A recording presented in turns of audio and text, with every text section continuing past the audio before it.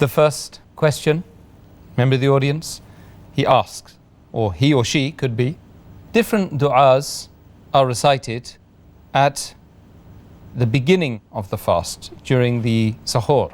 Which is the most authentic?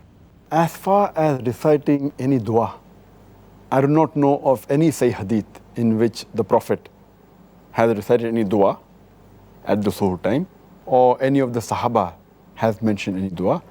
I don't know of any. In fact, what our Prophet said, it's mentioned in the hadith of Tirmidhi in the book of fasting, hadith number 730. Our beloved Prophet said that anyone who has not intended to fast before dawn, there's no fast for him.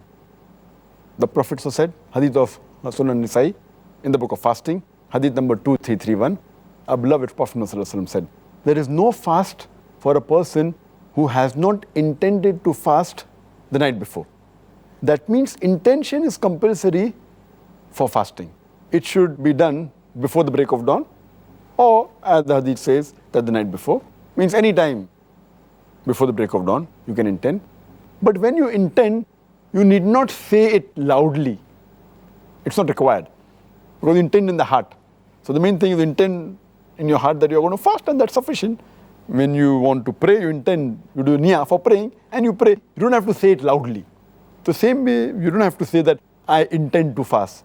But many people, many of the Muslims have invented words in Arabic or in different languages that I intend to fast tomorrow, etc., which we don't find in any of the Sahih hadith, and neither do we find in the sayings of the Prophet or of the Sahabas.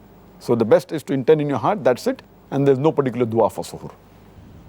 Okay, that's very enlightening, that answer. Hope that answers the question of the participant, the audience. Next question from our audience. If a person has the intention of waking for the suhoor, but unfortunately he or she doesn't manage to wake up, is his or her fast still accepted? If a person before sleeping has the intention of fasting tomorrow, and he had the intention of getting up for suhoor, but could not get up for suhoor because he overslept, etc., having suhoor is not fard, it's a sunnah.